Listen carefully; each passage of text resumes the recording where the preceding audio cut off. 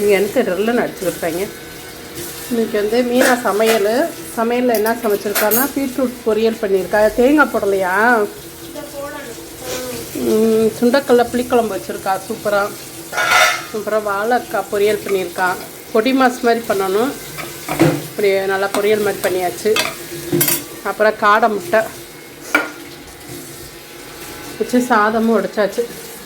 சாதம் ஒரு மீனுக்கு உடைக்க தெரியாதனால நான் தான் உடச்சி விட்டு க்ளீன் பண்ணிட்டேன். ஹலோ மேடம், நீங்கள் எது பேச வேண்டியது இருக்கா? சின்ன பிள்ளைங்க தான், வீட்டுக்கு 2வது பிள்ளைங்க தான் வந்து நல்லா பார்த்துக்கணும். அப்புறம் என் ஃப்ரெண்டு ஸ்வேவும் நல்லா பார்த்துக்கிட்டான். இன்னைக்கு எனக்கு கொஞ்சம் உடம்பு சரியில்லை ஃப்ரெண்ட்ஸ், அதனால் மீனாக தான் சமையல் இன்னைக்கு சொல்ல செஞ்சுருக்கா. நல்லா தான் இருக்குது பார்க்குறதுக்கே.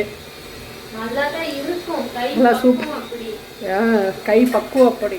இத்தனை நாளாக நான் சமைச்சது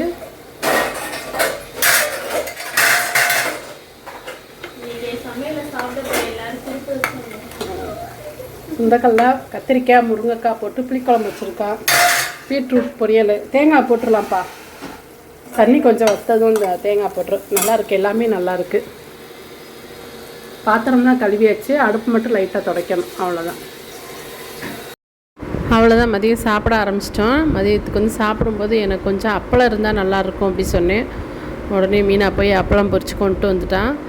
சரி சாப்பிட்டாச்சு. எனக்கு வந்து கொஞ்சம் உடம்பு சரியில்லை ஃப்ரெண்ட்ஸ், அதனால் நான் வந்து இன்றைக்கி சமைக்கலை. நேற்றும் சமைக்கலை. மீனாக தான் சமைச்சு கொடுத்தா.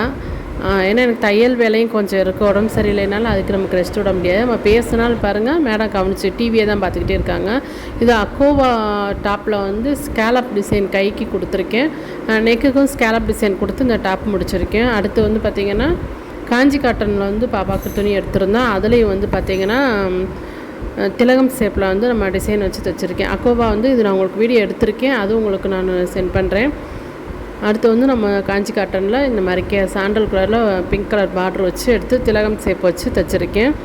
ஸோ அந்த வீடியோவும் உங்களுக்கு அடுத்தடுத்து போடுறேன். இப்போ வந்து பார்த்திங்கன்னா நம்மளுடைய பேட்டர்ன் ப்ளவுஸ் ஒன்று முடிச்சிருக்கேன். ஸோ அந்த பேட்டர்ன் ப்ளவுஸில் வந்து இதான் நம்மளுடைய டிசைன். இதையும் பார்த்துக்கோங்க.